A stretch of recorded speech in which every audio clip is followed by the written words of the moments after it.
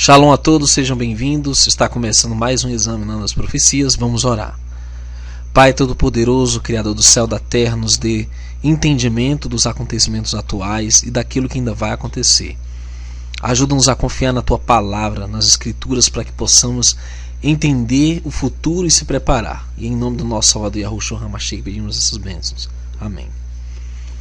Sejam bem-vindos. Hoje vamos falar sobre esse acontecimento que está realmente atraindo a atenção de todos. Uma grande explosão em Beirute, no Líbano.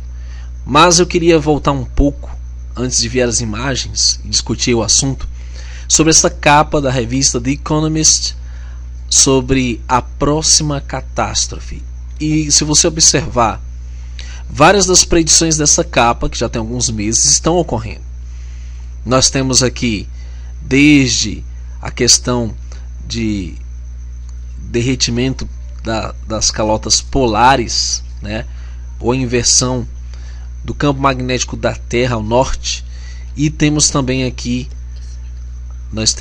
também a questão de vários micro-organismos e vírus, como o problema biológico atual. Temos aí o desnorteamento dos pássaros, né, a morte de vários pássaros devido à inversão do campo magnético, e temos esse cenário aqui de explosão.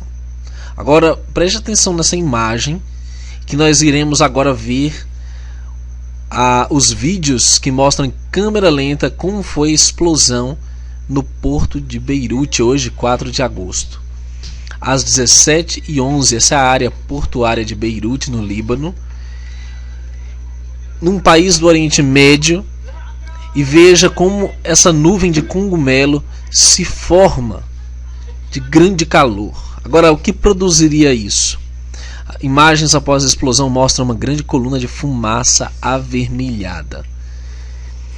Autoridades estão dizendo simplesmente que isso se deve a um grande acúmulo, né, de fertilizante. Mas eu não acredito nesta versão.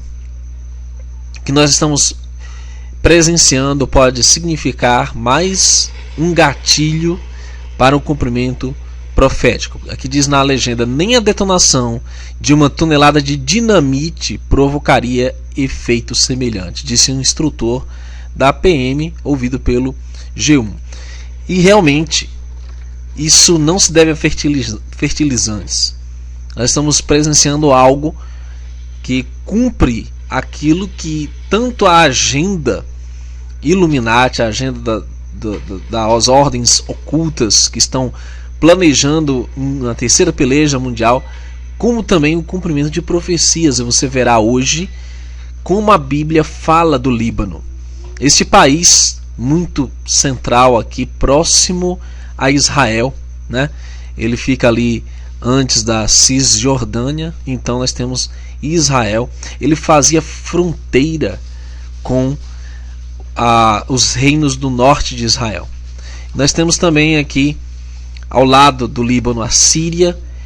E quando nós analisamos o perfil desses países do Oriente Médio, nós vemos que nos últimos anos ou décadas estão ganhando um destaque cada vez mais acentuado. Primeiro, nos anos 90, você que viveu aqueles conflitos no Kuwait, nós vemos o Oriente Médio sendo o palco desse conflito final. Depois, nos anos 2000, veio Iraque, Afeganistão, a Líbia, né? E até os dias de hoje ainda existe ali conflitos, né? Em alguns desses países, como no Iraque, nós vemos ainda várias tropas americanas ocupando várias dessas regiões, como a Síria e tantas outras tropas. Por quê? Porque eles estão no entorno de Israel. Nós devemos entender que a Bíblia é um livro que tem como foco o Oriente Médio. Nós não estamos falando do Ocidente como centro das profecias, nós estamos falando do Oriente Médio. E quando nós lemos sobre Damasco no livro de Isaías, quando nós lemos sobre os conflitos envolvendo até a Turquia ao norte, né, Síria também, nós sabemos que nós devemos levar a sério o que a Bíblia fala sobre esses países. E qual é o futuro do Líbano nas profecias?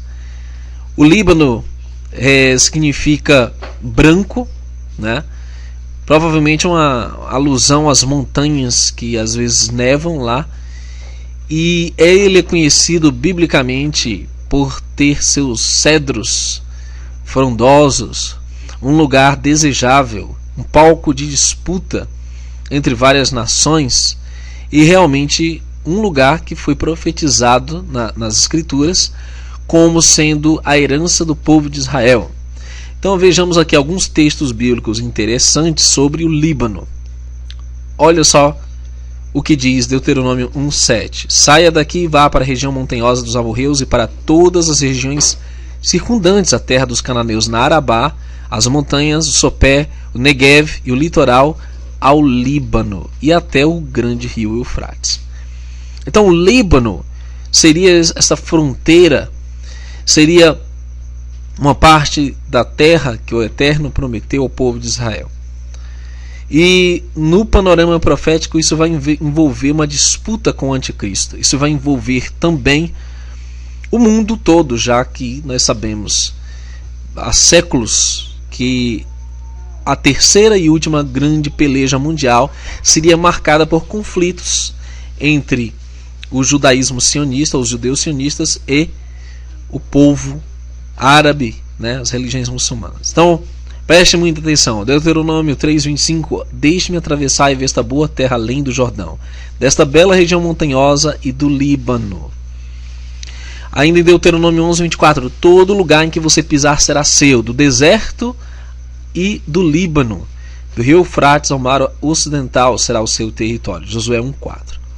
Então, o antimessias ele terá que ter uma participação na conquista desses territórios. Ele tentará usurpar a herança de Israel.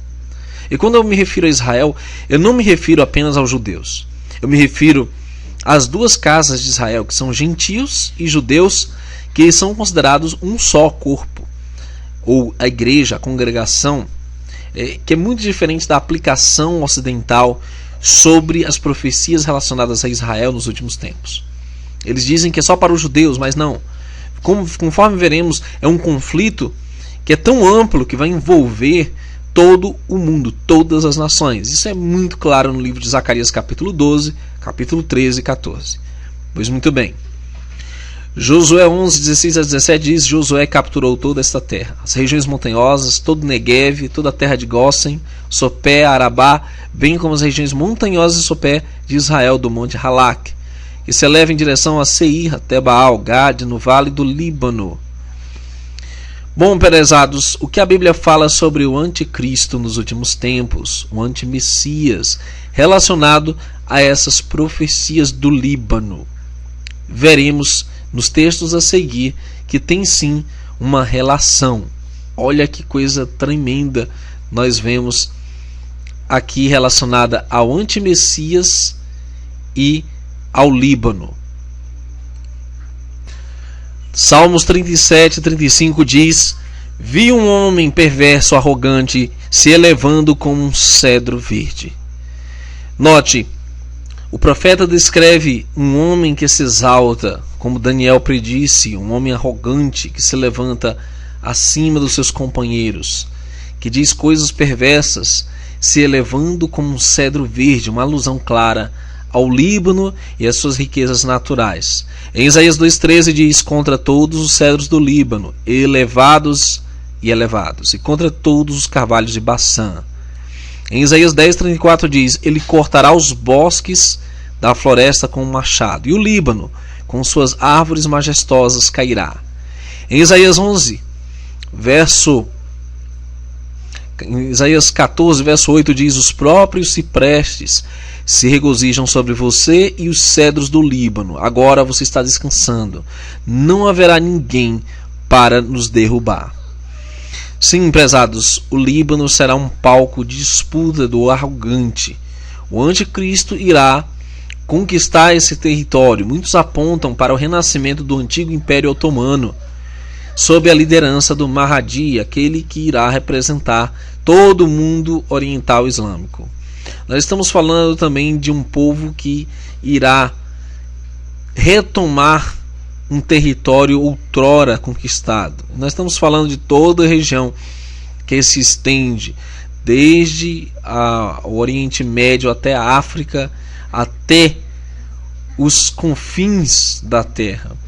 E isso é profético, isso está relatado em todos os profetas, principalmente os profetas menores do Antigo Testamento. Em Naum, em Abacuque, em Sofonias, em Ageu, Zacarias, todos falam do principado da Síria, onde todos esses antigos dominadores conseguiram conquistar um território. Já falamos sobre o paralelo 33 e como ele é estratégico para o domínio mundial.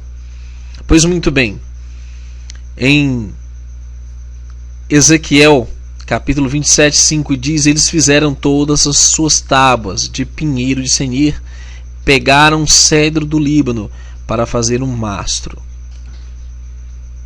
E é justamente dessa profecia que trata Abacuque 2,17. Qual o destino do Líbano? Pois a violência praticada no Líbano o cobrirá, e a destruição dos animais o aterrorizará. Por causa do sangue dos homens derramado e da violência praticada na terra, na cidade e em todos os que nela habitam. Com certeza uma alusão a Beirute, onde estamos vendo esse acontecimento horrível. Mais de 70 pessoas foram vitimadas. Nós estamos vivendo em dias proféticos que começaram acelerados nesse ano de 2020, já com aquele embate dos Estados Unidos e Irã. E agora o Líbano e tantas outras coisas que ainda estão em desenvolvimento. Aqui diz Zacarias 11:1: abre as portas, ó Líbano, para que o fogo devore os teus cedros. A profecia diz que essas regiões do Oriente Médio serão marcadas por juízos.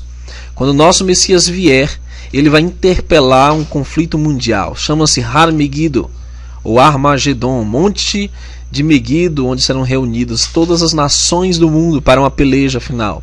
É onde nosso Messias vai intervir, queridos, e vai resgatar os seus servos e reuni-los em Jerusalém, Israel, para reinarem com ele para sempre. Nós devemos estar atentos às profecias, devemos nos preparar, devemos levar a sério, principalmente o Antigo Testamento, que é onde está concentrada essa exposição maravilhosa sobre os tempos dos últimos dias. Sobretudo, queridos, estejamos vigilantes, buscando santificação, arrependimento dos nossos pecados e buscar o Eterno de todo o coração enquanto ainda há tempo. Que o Eterno te abençoe. Yahuwah Tzavaot, o Eterno dos Exércitos, te abençoe. Em nome do nosso Salvador, Yahushua HaMashiach. Shalom, shalom. Até o próximo estudo.